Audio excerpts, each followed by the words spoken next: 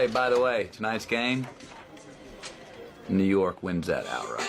You know he's on top. Million subs, he never gonna flop. Out of Chicago, where the streets don't sleep. Betting on games, making cash real deep. Crystal ball for sports, he knows the lines. He's a sports aficionado, the money he finds. From football to basketball, he's always on point. Predicting winners never disappoints. He's got that hustle, that Chicago vibe. Making moves on the streets, cash on the side. With E, you know it's always a bet. He's the king of the game, never forget.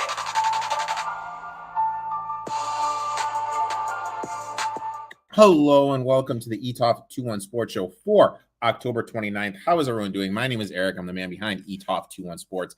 Absolutely loaded episode for you today. My boy from the up north tundra of Wisconsin, Okane, is stopping by. Him and I are going to look back at week 8, share our week 9 bets. Plus, Gino will have his horse racing bet of the day from the Breeders' Cup. But before we get into all that, I'd like to say thank you to the sponsor of the show, Boom Fantasy. Go to Boom Fantasy, download the app, use promo code ETOFT21. That way they know old Uncle Rico sent you. Now, let's see what Gino has cooking for us over at the Breeders' Cup.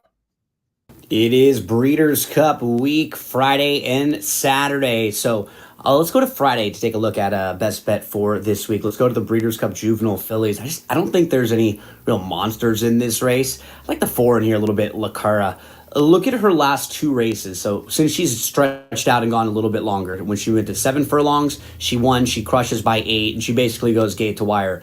Then in the most recent race, she has to come from way off the pace, makes a big move, and wins that one. So she just shows us complete versatility in 2 different starts. And looking through this field, there's just really nobody that scares the heck out of you. The number 10, Scottish Lassie, comes off a really good effort. The 3, Immersive, is going to take some money in here. But I think Lacara can fit with them very well. 12-1 on the morning line. Anything like 6 and above, fair price on Lacara. Best of luck this week. Make sure to head to drf.com, shop.drf.com. Anything you need for the Breeders' Cup. Make sure to give my boy Gino a follow at It's Me, Gino B. Now, let's welcome our friend, the host of the Lock Talk podcast, to the show, Okane. Okane, how you doing today, my man? Good, man. How are you? Happy to be back. I am good, dude. I'm a little hot, dude. It is effing warm here. It is Midwest 80 is degrees. cooking. 80 Midwest degrees on October 29th in Chicago.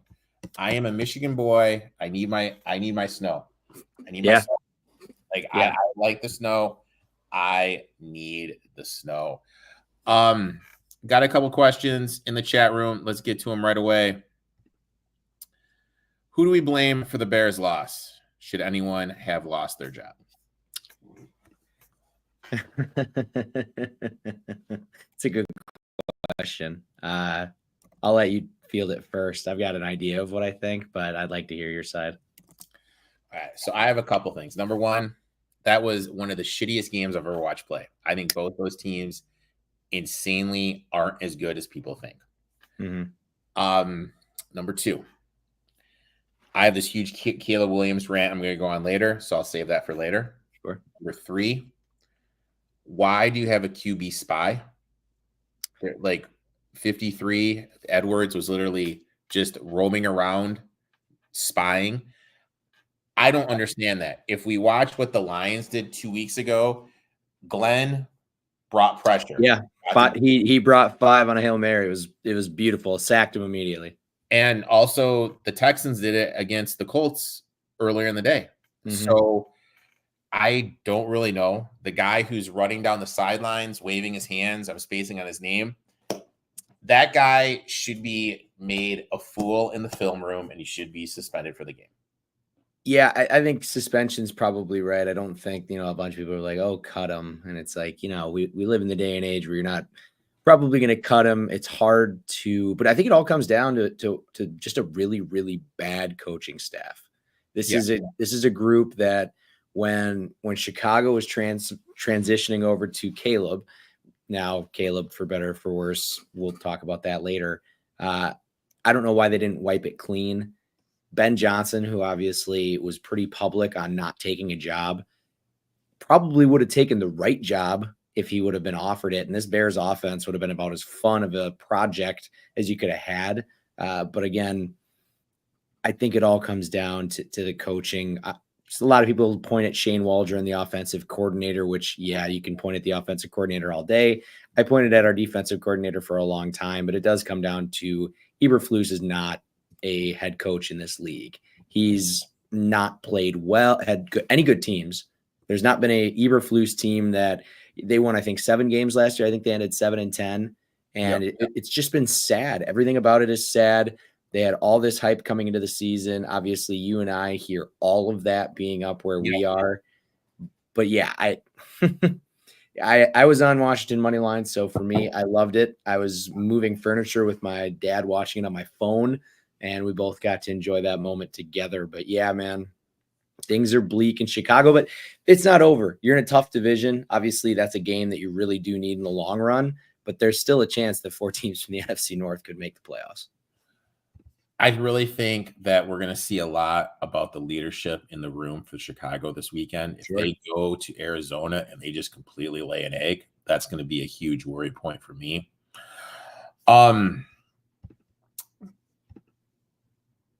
killed New Mexico State. Yeah, I don't want to talk about that. Chiefs traded for the pass rusher Uche from the Pats. What do you think of that one? I like it. Uche is actually, it's funny. He's a guy. This is going to sound nerdy. He's always available in Madden, and he's a solid player in real life. The reason I found him was through Madden, and I looked him up, and on PFF, the guy grades out well. Obviously, things in New England are in a rebuilding process. I think that's a great ad. And that's what's annoying is teams like the Chiefs, they're smart like that. They go get guys like that have a lot of upside that they aren't paying, because I don't believe his salary number is very high at all. So, yeah, I think that's a great pickup for them. I think it's insane. I'm pissed off. My Lions need a pass rusher, and he is sitting there, and they could have easily got him for a 6th-round draft pick, and they did not pull the trigger. I don't know what they're going to do. I know Smith is getting a lot of love. I think it's kind of unrealistic that they pull the trigger for oh my God, what's the guy's name? I'm spacing on the dude's name. Sorry, which one? Crosby. I think it's unrealistic to pull the trigger on Crosby. Yeah, I don't know if Crosby moves. I think they get Smith from the Browns. Thoughts on the latest Ravens trade? Ravens traded Deontay Johnson. I think it's a great trade. I don't think Zay Flowers is good. I think he is a undersized slot wide receiver. I don't think they have a true X wide receiver. I thought when they drafted Walker from North Carolina, I thought that was a great draft pick. I thought he was actually going to see the field. He has not seen the field at all. And with their lack of weapons, that really says a lot for how good he is. I think bringing Johnson there for $800K a year is an absolute steal, and he's playing for his next contract. I think it's a great move for the Ravens. Yeah, it makes a lot of sense, and it's another team with the Panthers that obviously are in sell mode. But yeah, it's another piece for Lamar, who I think right now is probably the league MVP if the season ended today, which is insane. But yeah, I think very, very highly of the Ravens, and this only makes me think highlier of them. But yeah, great trade for Baltimore, that's for sure.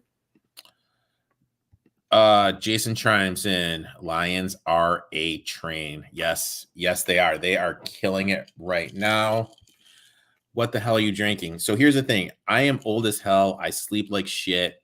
I have to drink this little concoction to help me go to bed at night. So I'm drinking my little pink lemonade concoction. I was going to say, I thought you were going to say like bourbon or something like that. No, I need a little stimuli to go to sleep. So that's what I'm doing. Takeaways. Interesting week.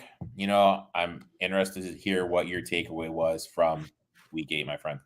Yeah, I had 4 things that I wrote down. Vikings, good, not great. Jets and Bengals, their season's over. Very excited to see Jameis get play at quarterback, which I'll talk about in a little bit. and fuck the Bears. That was pretty much all four of them. What'd you think of Jameis? Like literally, what do So you think? I'll skip to this. So I have two props that I'm kind of taking a look at that I wanted to mention. One of them was Jameis over 1.5 touchdown passes. It's plus money. I don't think it's a fluke. Since 21, he's had 9 starts. The dude is 7-2 with 20 touchdowns and 3 interceptions. I've seen him be a competent quarterback many times now. We've obviously watched him be the funniest quarterback in the NFL, throwing interceptions the most wackiest way you could possibly think. But in reality, he's been super efficient over 9 starts. And this week, I think he is going to, he's the shot in the ass that this offense needed. Obviously, I don't think there's any chance that they make a run at making the playoffs or anything, but he's going to make it a lot better. He's also going to make it impossible for them to tank. So that just opens up a lot of windows for other teams. But yeah, I think anytime you're beating the Ravens as a guy coming in and getting in a spot start, that's huge. Did you see the video he posted today? I actually saw it. Did you see it? Was it the one at the drive-through or whatever, drive-in?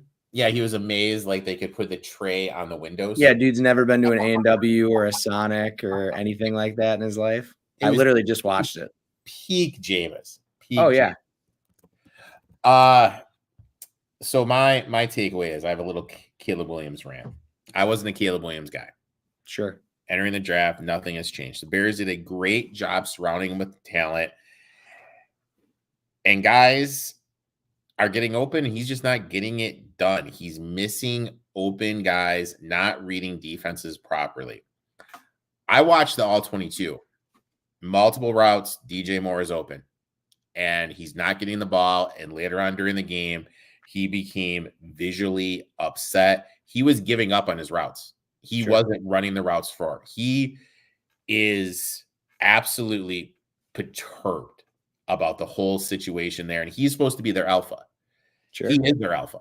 And they got bailed out. Let's call it that. With how the game was being called, that wasn't a PI on Keenan, the one that was on Keenan. Oh, sure. The one in the end zone. DJ Moore open across the field. Williams missed it. He came into this league with unrealistic standards. And he is not the next Mahomes. He is not there. He's just not it. And Mahomes is Mahomes, and it doesn't matter who the kid is. It is unfair to compare him to Patrick Mahomes. Gee, I can't even talk. Nick Wright had the Bears as a Super Bowl pick. Dude, they may not even make the playoffs. Their season could unravel this Sunday at Arizona if the leadership is what you and I think it is. Now, do you want to hear their remaining schedule? It is daunting. It's brutal, isn't it? It's Arizona. They get a nice little cupcake against the Patriots. Then it's Green Bay, Minnesota, at Detroit, at San Francisco, at Minnesota, against Detroit again, Seattle, and they finish up at Green Bay. That is brutal. That is absolutely brutal. But here's the thing. Since 2017, there's been 2 quarterbacks in their first 7 starts that have had 3 games with a QB ranking of 60 or less. The first is Zach Wilson. The second, Caleb Williams. I thought it was both. I thought it was going to be Justin Fields and Caleb Williams. No. But I mean, just think how many quarterbacks there were. And it's you've got Josh Rosen that made some starts in there at that point. You got Anthony Richardson, who just got benched for Joe Flacco. Benched himself for Joe Flacco, actually, some may say. And fair point. Zach's mom is a smoke show. Fair point. I don't know. What did you think of Richardson? Him getting benched? Dude, he took himself out of the game. I've never seen a quarterback do that. I get that he runs a lot, but what the fuck are we doing, man? It is not game 1. You have not played in multiple games this year. You're not taking yourself out. And if you're taking yourself out, I don't know, it's not a great way to look at it. At least fake an injury. Don't just tap yourself on the head and say, I need wind, man. I need wind. I can't do this right now. Like, what are we doing? In what world does a starting quarterback in the NFL tap himself out and not expect to get benched because he's not playing well and your backup has been playing well and you tapped yourself out? You're going to Wally Pip yourself. He's 22 years old. Yeah. He's 22 years old, and you're right. He like tapped his head. At first, I was like, "Did he get a concussion?" Yeah, see, that's what I thought. I was like, I gave him too much benefit. I gave him the benefit of the doubt, and I shouldn't have. And he was just effing tired. Yeah, like he was tired. Like James Harden looking to get subbed out because he was out in Miami partying all night. I have never seen that, and right there, I was like, "Dude, you just got to make not a franchise quarterback." But I kind of think we all knew that coming in because they. I never thought he was going to be much. They took him at 4. They rolled the dice with it. Oh yeah, and it's interesting. I'm sure it's going to come out. Is this a move that Irsay made, or is this a move that Sykin made? And it was like, "Hey, I need to save my job." Sure. Well, you reset the clock as a coach when you do that. Like and I'm in a fantasy league.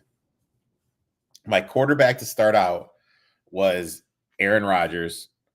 Cut him, picked up Justin Fields, obviously had to cut him, picked up Anthony Richardson, cut him.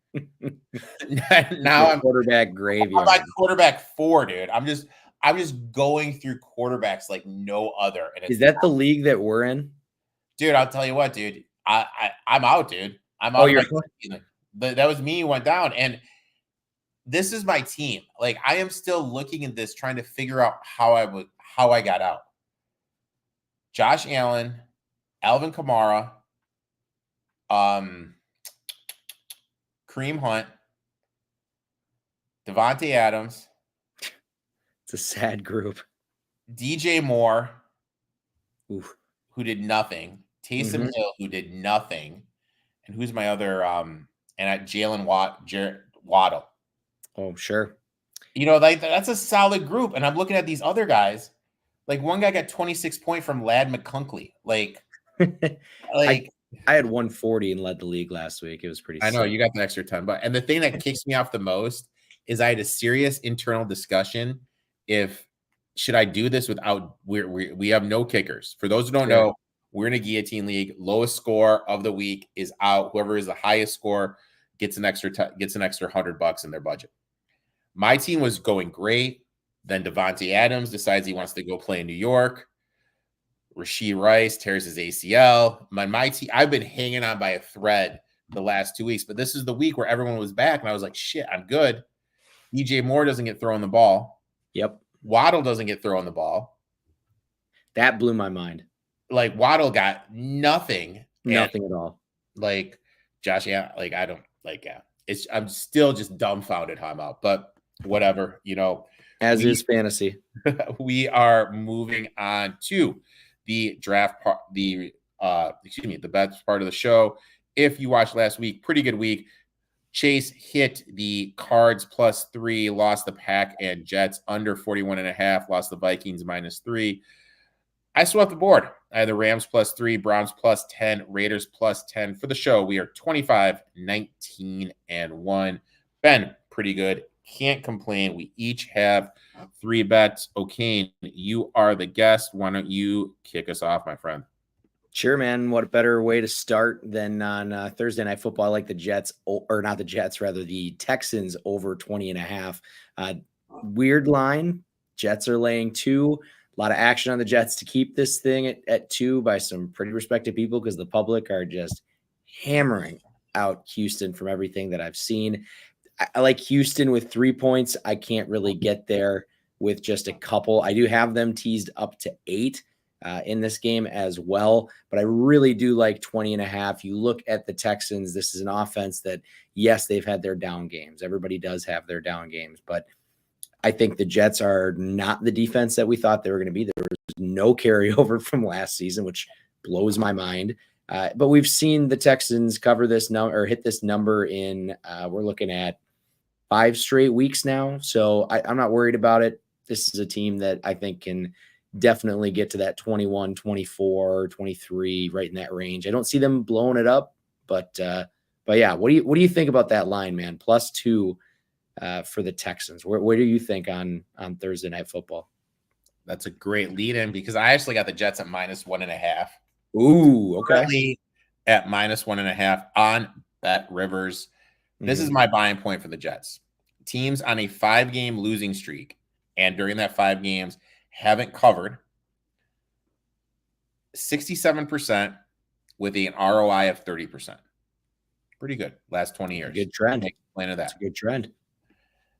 In NFL history, teams that scored over 20 points, had 0 turnovers, allowed 250 yards or less are 750-1. Can you name who the only loser is? Is it the Jets last weekend? The Jets last weekend. There is no way they should have lost that game. Ow. That is 750-1? 750-1. Also, serious question with this. What would the Jets' record be if they had a kicker? They have lost 3 games now because of Greg the Leg. I don't know how Greg the Leg still has a job. But if they had a better kicker, they'd be winning these games. Ever since Todd Downing took over the play calling, they're giving more touches to Breece Hall. His touches have increased in each game, thus his production, averaging 38 yards more per game. Before switching to Downing, guess what his high was rushing in the game? Breece Hall.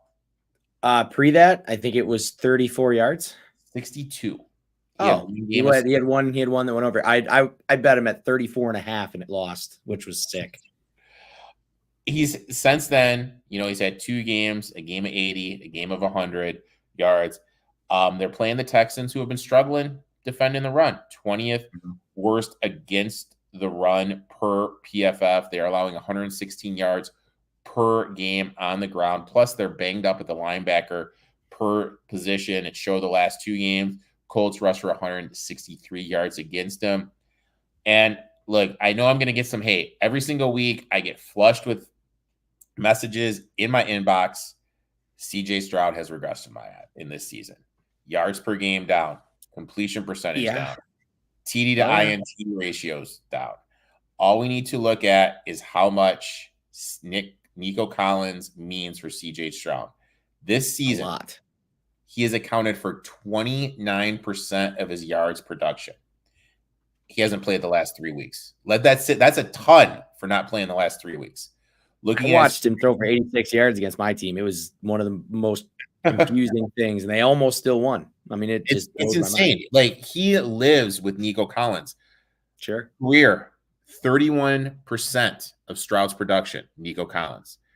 33% of his total touchdowns have gone to Nico Collins. Stroud just leads on him without Collins. His completion percentage down 5%. Yards per game down 82 yards. And his INT to TD ratio is worse.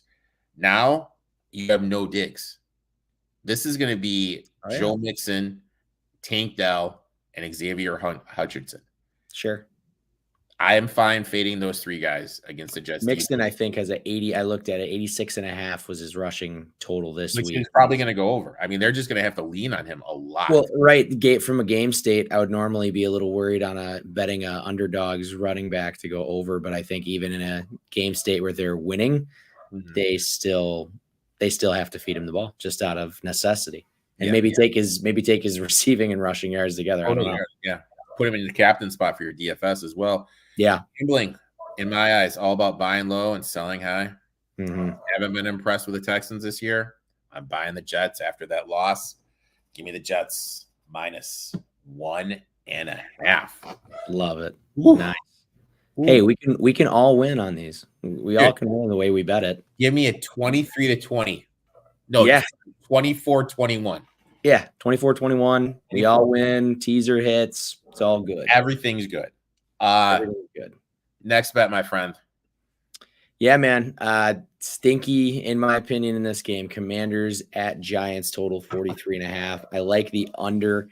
Sorry if you can hear my dog in the background. Washington's coming off super emotional victory. Obviously, we talked about it. Might be the most emotional victory they've had in 30 years. They've had a few playoff wins in there, so it's hard to say. Daniels, obviously less than 100%. You could see there was small wincing. I couldn't believe the amount that he was running the ball. That was shocking. But the biggest thing in this game is Washington's offense. They got a good old case of whiskey dick. They cannot finish. They've had back-to-back games where they've settled for 4 field goals 13 times in the past 4 games. Coincidentally, the Giants last week, they settled for 3 they settled for 3 4 times on Monday night, and they had 10 points in the previous 2 games combined. The Commanders defense, I was very, very vocal about how bad they were at the beginning of the season. They've held their last 5 opponents to under 15 points. And the one that I really like, Giants home unders 4-0, averaging 31 points per game. New York is only averaging 8 points per game at home in their 4 games this year. They suck in their own building, which is shocking. I like the under here. Yeah, I like that. I like that a lot. What's up with the college football schedule this week? No late games. The college football, hold your nose for this college football slate, man. That's weird. I'm looking at it. The 3 late games all are at 7. Pitt, SMU, Colorado State, Nevada, TCU, Baylor. Literally 7 o'clock our time is the last game. Yeah, there's no super late games. Boise's probably off or playing on Friday night. And then, Boise plays Friday night. And then USC Washington's at 6:30. Yeah, a lot of 6:30. Man, I don't stay up late enough for those games anyway. Dude. I had no idea. Of course. We can't be playing football and be changing the time. No Jesus, dude. That's such a smart answer. Wow. I had no idea. I give him all the credit and just kind of assume he didn't hear that elsewhere. That was really nice. Bet 2 for me, same game. Jeez. I picked the Giants here. All right. Get plus 3.5. I love it. As a dog of 3.5 or more, 58% against the number. DeBola as a dog, 60%. As a dog of 3.5 or more, 70%. Quinn as a favorite, 39%. Road favorite, 31%. This Commanders team is due for serious regression. They are 9 for 9 to start the season on 4th down. Can you name the last team to start 9-9 and 4th down? I can't say I can. It was the Rams, but not the LA Rams. It was the 2004 St. Louis Rams. Ooh. That started 9 for 9. RIP the St. Louis Rams. They have scored 68% of the time they have crossed the 50. The next highest one, the Ravens at 50%. So that's a huge. not very sustainable. They have punted the least amount in the NFL. This team is due for some regression. Sure. They literally just won and a walk-off Hail Mary, the spot says, to fade them. Giants flip side, been one of the most unluckiest teams in the league. Lost last night. Sorry, wrote this yesterday. Lost Monday's game. Oh, no, it was Monday. Yeah, that was last night. Yeah, Monday night. On a punt return TD, when their punter was clearly roughed, his leg was taken out. That should have been a roughing the punter, not called. Against the Bengals, they lost because of a Burrow 50-yard run, a Moss fumble that literally went through the Giants players' legs. If they had a healthy kicker, they would have beaten this Commanders team in week 2. This team just hasn't been getting in the bounces. And I believe over time of a season, everything just kind of evens out. And I'm expecting some positive regression here from the Giants. Commanders, great start to the season, but this Giants defensive line is sneaky good. Per PFF, they have one of the best pass rushes, and Daniel struggled against them when they played earlier in the season. Last 4 games, we've seen Banks, the DB from the Giants, kind of mature in front of our own eyes. He started to shadow the opposing wide receivers' number ones. Now, Pickens, 4 for 74. A.J. Brown, 5 for 89. Jamar Chase, 5 for 72. DK Metcalf, 4 for 55. That's 4.5 receptions and 72.5 yards. And 3 of the 4 guys I mentioned are probably top 5 in the league. Yeah. That's pretty good. That's pretty good. Now, I think he's going to be able to lock down Terry McLaurin. And one thing that stood out to me,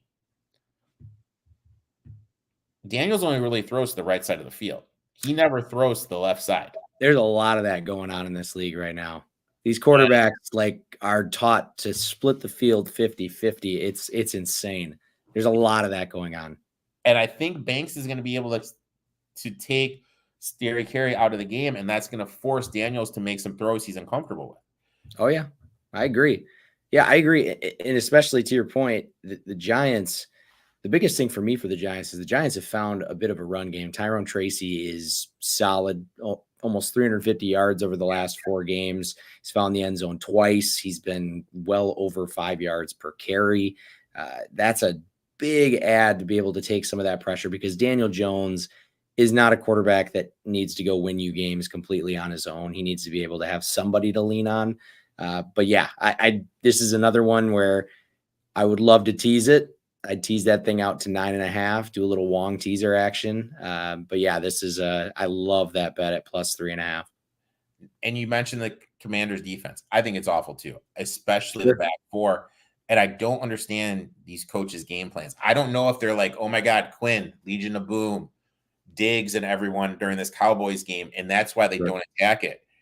I think the Bull, who's a smart guy, who's already played him before, is going to attack this back four with Neighbors, Wendell Robinson, and crew. Teams that lost 3 straight and 3 straight ATS are 56% ATS. Same scenario when they are home, 60% against the number. When they're home dogs, 64%. Home divisional dog getting over 3. Giants defensive line versus the Commanders offensive line. Banks growing into his own, good situational spot. I am taking the Giants plus 3.5, my friend. Nice. I agree. I will probably be incorporating them some. I could see myself sprinkling them money line if this line gets moved out any further. I think I'm gonna have a money line. I'll do a little round robin. Sure. And this comment, like, I hate to go down memory lane. Daylight savings. I mean, I'm having flashbacks to when I was in college. We would go out to the bar hour, and you get that extra hour of the bar, and you thought it was the coolest effing thing in the world, dude. And you never needed it. God, those were the days. Next bet, my friend. Yeah, another stinky one. I have a bit of a stinky card. I am on the Patriots. They're getting 3.5. I saw it tick down to 3 in some books. I like it at 3.5. It's okay at 3. I would probably tease it at 2.5. The big thing for me is, who are the Titans to be laying a field goal plus against anybody? I don't care who they're playing. I don't really care who's playing quarterback for either side. I grade all these quarterbacks pretty much even right across the board. Tennessee, they've lost outright in both games that they've been favored this season. That was the Green Bay game and the Indy game.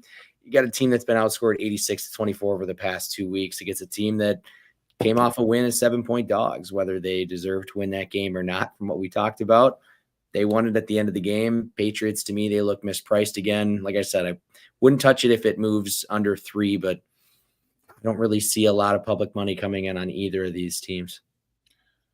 I always have a rule. It's when 2 shitty teams bet, I take the team getting the points. Sure. Absolutely. The Lions angle too. Yep. The last 2 years, I think it's 38-37% teams after they play the Lions against the number fail to cover with how did that against Minnesota, or did that in the Minnesota game and took the Lions out, right? That's a great one. And you hit the nail on the head. Mason Rudolph winning with margin. Like, those are just 2 words that should not be never should come out of anybody's mouth. Those are words that shouldn't be going in the same sentence. No. My last bets, and you know what? I got my grit on. I got my Lions backwards hat on. But at the end of the day, I'm a sports bettor, and this one hurts.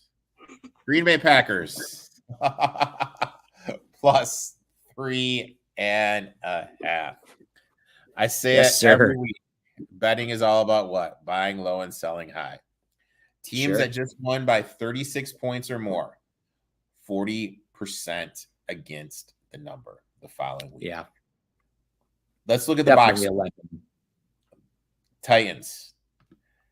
More first downs, 24 more total plays, 191 more yards, more yards per play, almost 4 yards per passing play. Jared Goff, 12 for 15, 85 yards. 85 yards. And they put up 56 points. Flip side. Shout out to my boy Woods for not going in. So I was able to cash my Jags +4. That was I was laying 4 in that game. So that was absolutely number one. I'm going to get his jersey. I'm going to get it autographed. It's going to go up on the wall here. Packers dominated that game. They honestly should have covered that. Oh, yeah, 100%. You were on the right side. I'm a little confused by the metrics on the Lions defense. PFF has them the 3rd best coverage team. DVOA has them the 4th best defense defending the pass. But they've given up the 4th most passing yards. We were seeing vintage Calvin Ridley with Mason Rudolph as the quarterback. He had 100 yards receiving, not in the first half. The first quarter. The first quarter. Yeah. Hutchinson basically gave him 2 touchdowns himself. He wasn't, and they literally had no one to guard him. Hutchinson was able to band-aid the issue with the back four because he was able to get to the quarterback. He's not there generating the pass rush now, taking time away. Thus, the quarterback, even someone as poor as Mason Rudolph, is able to shred this back four. Lions don't have the DBs to cover Romeo Doubs, Jalen Reed, Wicks, etc. I don't think they're going to be able to stop Josh Jacobs. They just allowed 158 yards to the Titans and have allowed 116.7 yards per game since the Hutchinson injury. Goff, 41% ATS on the road as a favorite. Goff stats outdoors, everything drops significantly. LaFleur, as a dog, 69% against the number. As a home dog, now look at this, it's only 10 games. He's 75% against the number. So you can't really look at that, but the number sounds good to say. Sure does. And I'm going to say this. You want to talk about a guy that has earned his credit? Matt LaFleur right now, he's been getting his flowers. He's one of the better coaches in the league. You look at what he's done with Malik Willis. Willis came into this league, was awful. Went to Tennessee, did nothing there. Gets traded to the Packers. What is he responsible for? 3 other wins now? You got to say the Jags win is on him. The Jags he is, I would consider him 3-0. We traded a 6th round draft pick, I believe, 7th round draft pick for 3 wins. It's crazy. I wasn't super worried about him being banged up, and I'm not super. I think the number right now reflects Jordan Love not playing. I think 100%. I think if Jordan Love plays, this ticks down to Packers plus 1.5, maybe teeters on even come game day. But I don't think he's going to play. I think this is a spot where the Packers, if they would have lost one of these last 4 games, they'd be a little bit more desperate, especially in the NFC North race. You can't afford to lose games, but this is a game that the Packers definitely could afford to lose in theory. I'm just pulling up our schedule coming up because I know we get Chicago. Yeah, it goes Lions, Bears, and then we get Niners, Dolphins. So, I mean, it's a little bit of a mixed bag. So, E, you rip sunshine all the time. He crave packs. D, you think Take a Leak is going to move it on the Lions. Branch has at least 2 picks. Look, dude, I would love it. And they can still win, but the Packers can still cover. So in my world, 21-24 gets it done. 17-14 gets it done. And I would love to see the Lions. Like, my biggest thing with them is I don't trust their defense and I don't trust Dan Campbell. I love Dan Campbell. But after what happened in the Super Bowl, not in the Super Bowl, in the NFC Championship game, and them not being able to close that game up double digits in the second half, I lost a lot of faith in him. And there It's was a lot of okay. You should be a Packer fan. You lose faith in a lot of things when you're constantly leading in playoff games. You'll get used to it as your team is better for longer. It's very frustrating, yes. Okane, I'd like to thank you for coming on, talking a little shop. Why don't you tell everyone when your show Lock Talk comes out and where they can find that and everything? Yeah, man. So you can follow me on X_Okane__. We run the stream pretty much every Thursday night during football. We're going to run it this Thursday night, be a Halloween stream. So me and a few guys will get on there. So yeah, it's been good times. It's, you know, you get 40 to 50 people hanging around and chat, talking a lot of shit. So it's a good way to, we usually try to do it around Thursday night football halftime. So that while people have a little bit of downtime, they can pop in, listen to the stream, catch a few bets. But yeah, me and my co-host Joey, who is busy getting married. So he's been kind of in and out over the last month or so, but plenty of stuff. Appreciate the kind words there, Jason.